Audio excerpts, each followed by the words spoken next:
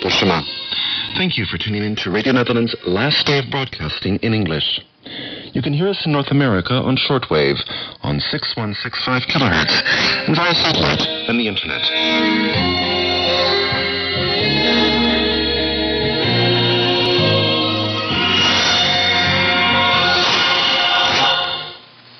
The 29th of June is our final day.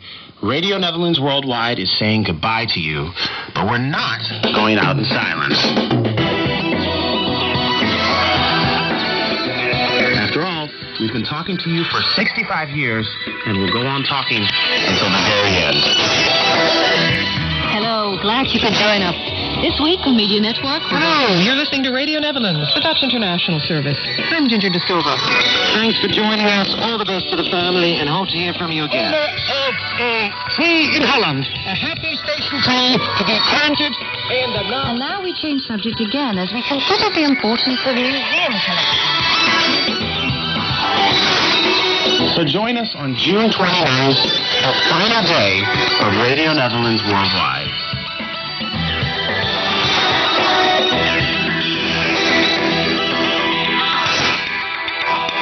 Hello, I'm Dira Sujan. You're listening to Radio Netherlands Worldwide, and this is our very last English language radio broadcast. In this hour, we'll be saying farewell and thank you. Farewell to RNW as a radio station, and thank you to you, our listeners. Without your support over the years, Radio Netherlands would never have become the institution it has, known and respected the world over. Over the past weeks, you've let us know in massive numbers how much you've appreciated our radio programs and our internet coverage. Since our first broadcast on the 4th of February 1947, we've been on air for a staggering 23,887 uninterrupted days. Over that enormous stretch of time, Radio Netherlands has been many things to many people. We've provided information, not just about Holland, but about countries where their own information networks weren't always working or allowed to work. We've provided entertainment and listener feedback. We've done news and background features and award-winning documentaries. And most recently, we've been involved with reporting on the personal stories around the world, especially those about human rights, development, and sustainable living. But let's look back at our long checkered past. Let's start at the beginning, when Radio Netherlands Worldwide was still a Radio Nederland, to be found on the Hilversum marker on the dials of those fabulous old shortwave sets. Tune in to one of our longest-running programs, and one that's fondly remembered to this day, the light entertainment show, The Happy Station. Eddie Starts first brought it to the airwaves in 1928, when Radio Netherlands wasn't even a twinkle in anyone's eye yet. Eddie took it to the air on the call sign PCJ on the Dutch transmitters to what was then the Dutch Indies. Radio then was a distant ancestor to radio as we know it today. Presenters dressed up for the microphone, and studio sound effects were all the rage. And the host wasn't above singing his own signature tune. There they come. Happy as Taffy. Bright and breezy in Pasha. Bring in the mail. And Van Vlaanderen is blowing the bugle, the posthorn.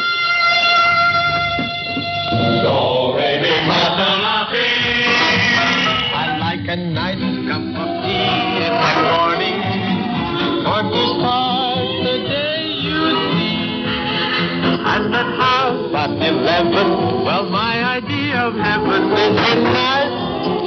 Eddie and his theme song retired 42 years later in 1970, and they were replaced by Tom Meyer, who brought his own style to the tradition of song and light entertainment, introducing the big band sound to the Hilversum studios.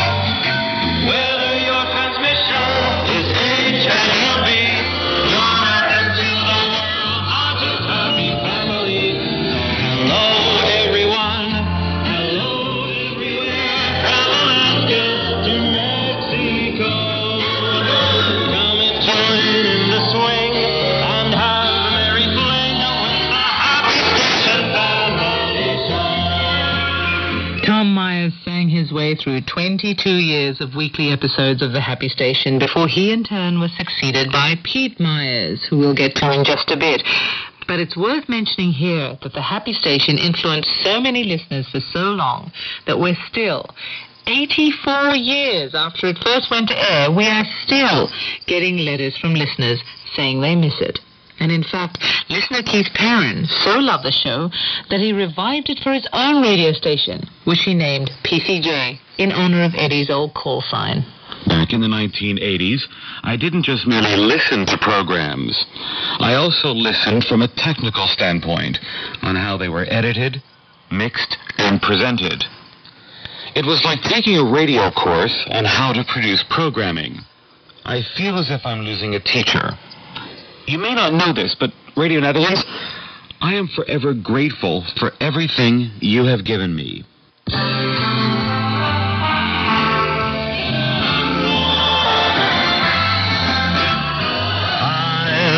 be seeing you. Keith Perrin following the old Happy Station tradition of his own call sign, PCJ. It was in the 1980s that Radio Netherlands began to change course, moving away from light entertainment and more towards information and feature programs on radio, satellite, and later the Internet. Our program director at the time was Jonathan Marks, whose legendary show, The Media Network, was considered the mecca for shortwave radio and media geeks everywhere. First a fan of Radio Netherlands, Jonathan came to Hilversum in the 1980s to join the station as a producer. I learned the ropes from some of the world's leading communicators of their day. International broadcasting is actually the most difficult kind of broadcasting there is, because you have to come up with something that can attract the attention of someone living in a different country, a different culture, different time zone, quite often a different season. To be successful, we had to be different and focus on the audience. We had to share ideas rather than shout them. We needed to find topics that built bridges of understanding rather than just items that divided us. And we had a unique opportunity to explain. We were extremely lucky, too. We had complete editorial freedom, which we knew didn't exist at other stations just a little way down the shortwave dial. And we had pretty good audibility, thanks to relay stations in Bonaire and Madagascar, as well as transmitters here in Holland, first in Lopik, and then out in the Flevopolder, just north of Hilversum.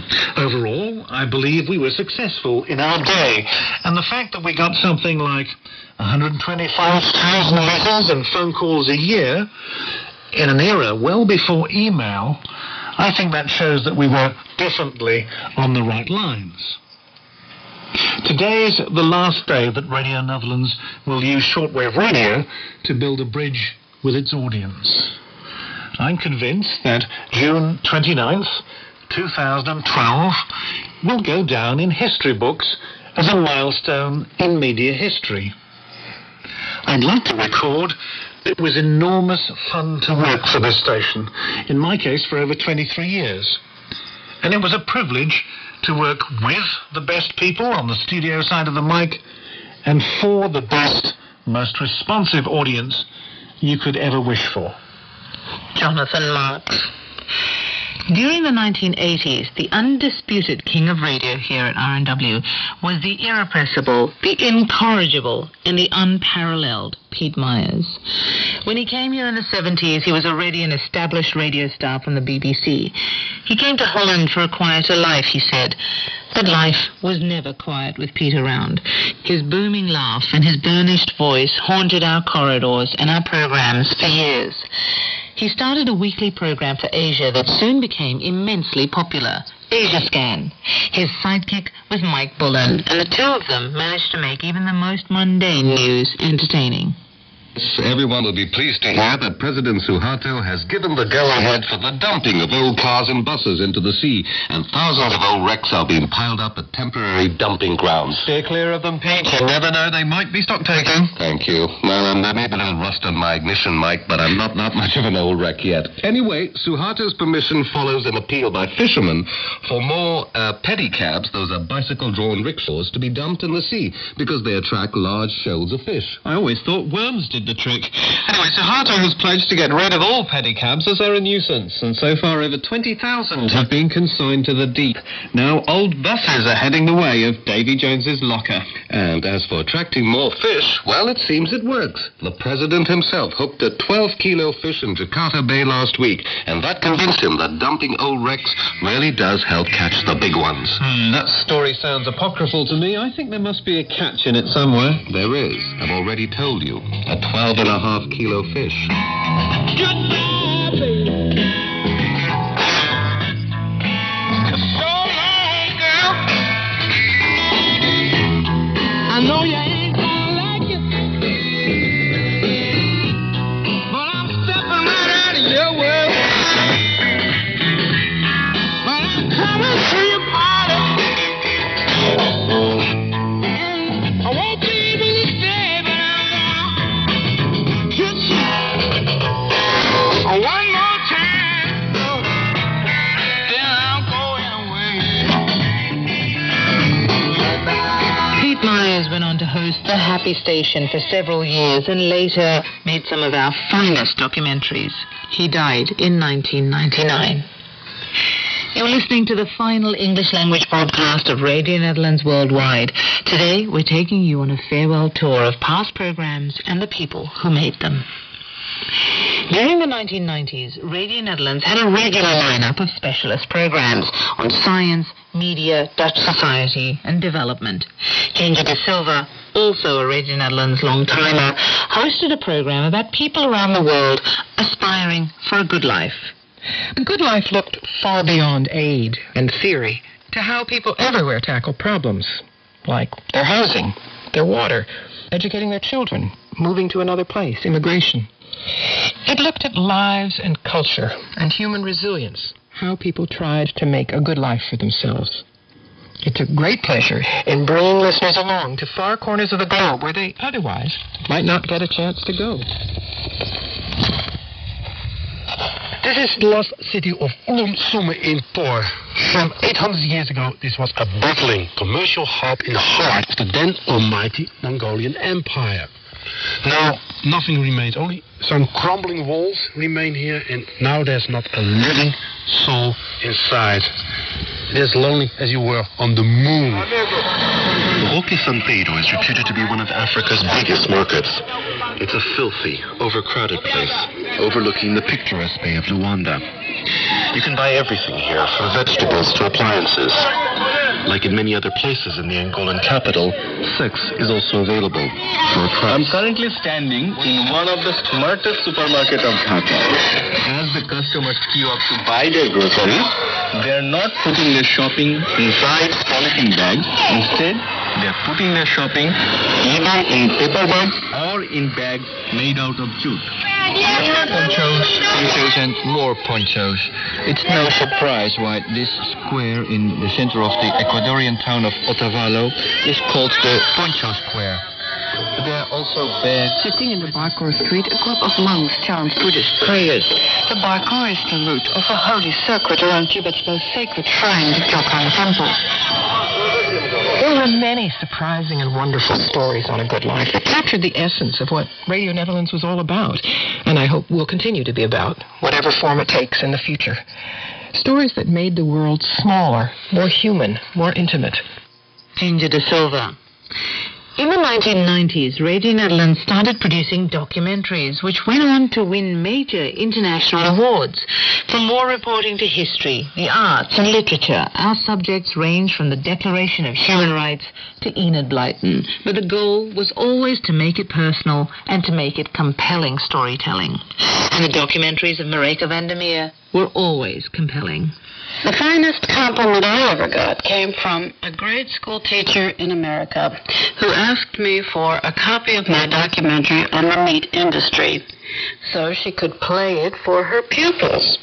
The program, Bringing Home the Beef, won an award, and I became a vegetarian in the process of making it. But the reason why the letter from the school teacher touched me was the thought that something we were saying might actually change the way people think. I believe one of the most essential tasks of any human being is to hand over knowledge, to transfer insight, wisdom, maybe even, to each other, and especially to the next generation. My proudest moment came in 2006 when I went to Times Square in New York City one evening to pick up a gold medal for a program about just that. About an old and wise professor at Leiden University who twice a year took groups of American and Dutch students to the World War I battlefields of the Western Front. What you can see here in the First World War is what civilized people, well-educated people, can do to each other. Professor Koch told me later that it wasn't until he listened to the program that he realized how deeply the students were affected by what he taught them. The ultimate honor for a communicator. Turn on the radio. We'll play it way down low. There's a tear in your eye that's reflecting the fire's glow. And I wish this night would never end. The sun ain't gonna be my friend. Lying here waiting and wishing I knew. You're listening to the final day of English language broadcasts from Radio Netherlands worldwide. I'm Teresa Jan. After today, we'll be going on as a website only at rnw.nl. But as far as our radio broadcasts go, this is our swan song. We're bidding farewell and thank you to our dedicated listeners. Over the years, my colleagues and I have often discussed your letters, messages, and comments, and feel we've got to know many of you personally. In the next half hour, we're going to be hearing from some of the program makers whose documentaries and reports made the Dutch International Service famous the world over.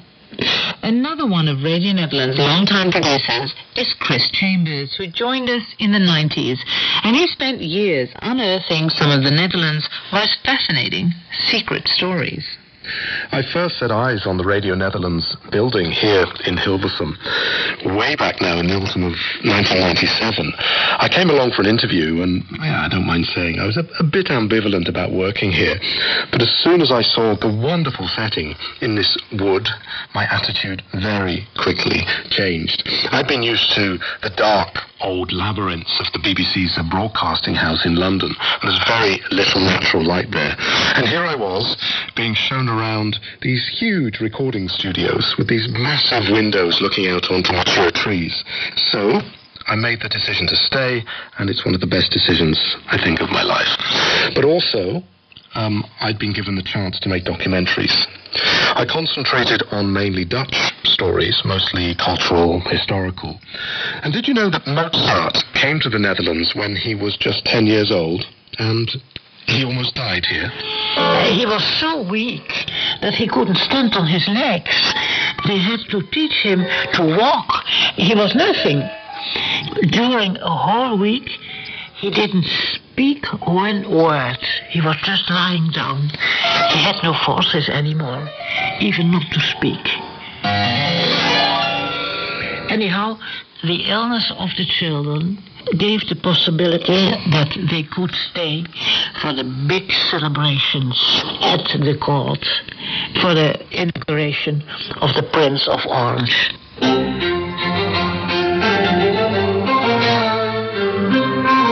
That program program was called A Dutch Divertimento in 6 movements. Yes, I know, pretentious titles, but hey, why not? But I think the documentaries that made the most impact on me were those that I made about the Second World War. There were quite a few of them looking at the impact of war, and there's something very, very humbling about sitting opposite someone who's telling a harrowing personal story. It really helps to put things into perspective. The person, I think, who made the biggest impact on me was this wonderful lady called Trudy van Reemst. I went to her apartment in Amsterdam where she lived alone. She was in her 90s, but she had this very soft, penetrating voice, and I'll never forget what she said to me. I made a program called Westerbork's List. Now, Westerbork was the holding camp for Jews in the Netherlands before they were transported to the death camps in Eastern Europe. Very few people survived, but Trudy did, and she told me this story. The commander, Gemmeke, he said always he loved children. And this baby came with his mother to Westerbork. She was 6 months pregnant and she got the baby. So Gemmeke sent for a Jewish professor of children's illness, and he ordered special food, and he had to have a bottle of cognac.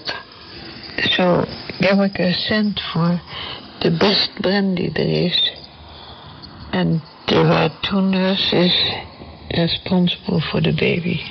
I was one of them. And Gemmeke looked through the window every day. And for us, he did everything to keep this little life. It meant for us a lot.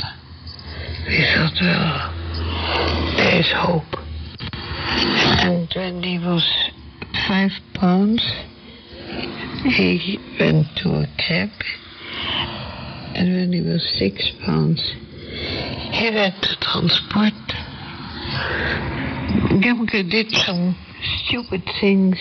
He made a transport only of children, and he gave all the children a tomato, and that was extraordinary because there was nearly no food for it. But he knew exactly what happened with the children.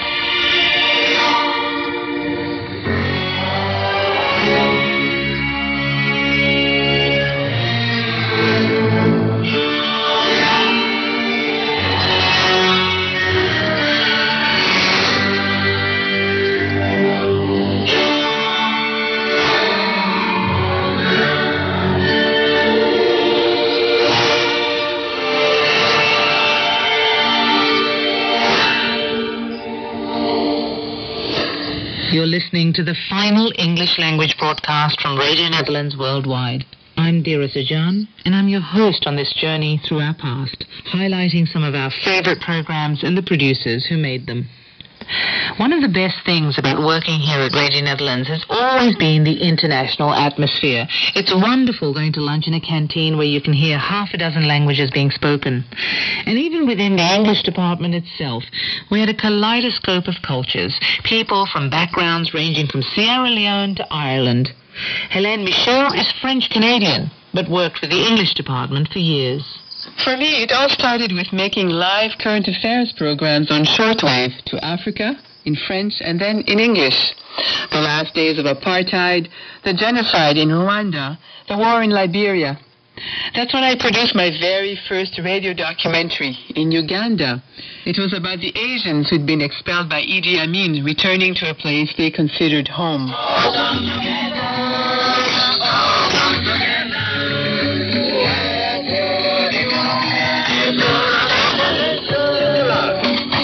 I miss it so much. Whenever winter comes here, I always think about Uganda. It's my birthplace. It was at the back of my mind that one day when things settle down, I'd go down there. That building on the right, which is a bright green color, is my old school, my primary school. This whole area used to be owned by the Asian community. And then further up on the right is the Sikh temple. When the expulsion was taking place during the last few days of the expulsion, They are coming back. They have established some more industries. Our people have been redundant. We now get employment. And you don't think that this will foster more intolerance or misunderstanding between the two communities? No, we were not expecting that. At Radio Netherlands, if you had a good idea, you could produce documentaries on almost any topic you thought could interest the rest of the world.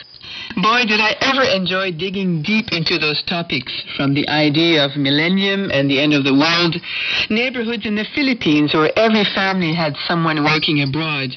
Another topic was my own fear of flying, or the clandestine birth of community radio in South Africa, to gypsies in the Netherlands.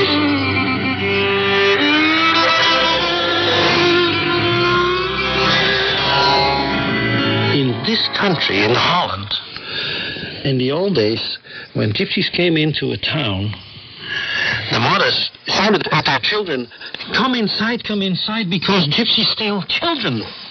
Can you imagine what an impact that has on a child? We don't need to steal children. We have children enough of our own, and beautiful children. The Gypsy in My Soul. This was one of the most gripping documentaries I ever produced.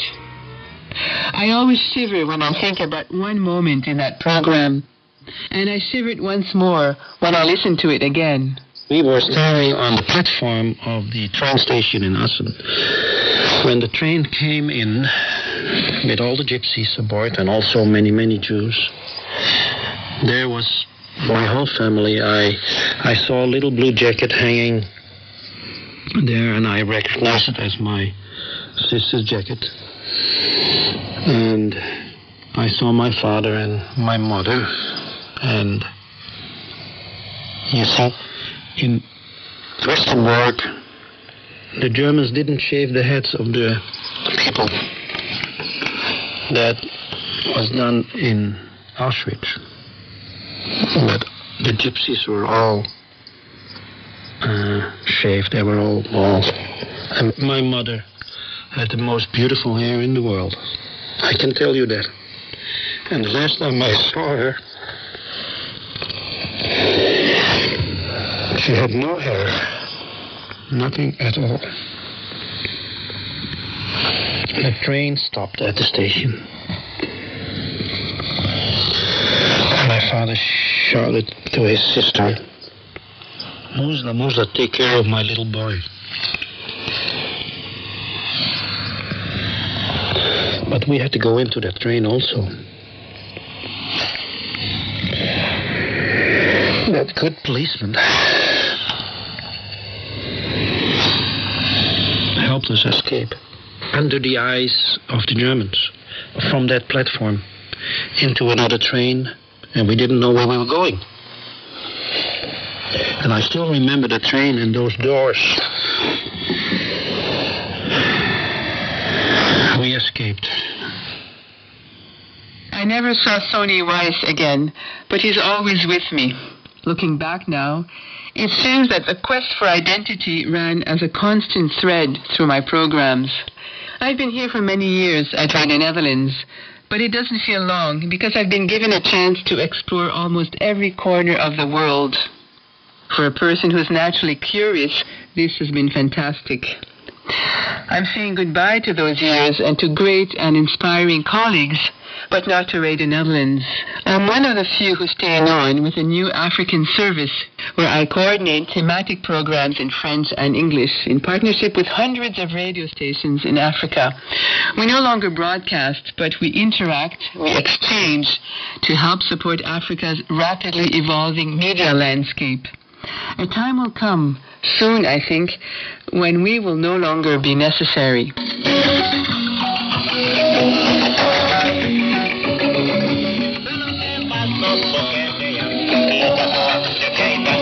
As Elaine was saying, Radio Netherlands' presence in Africa will be continuing on the web and via local stations on the African continent.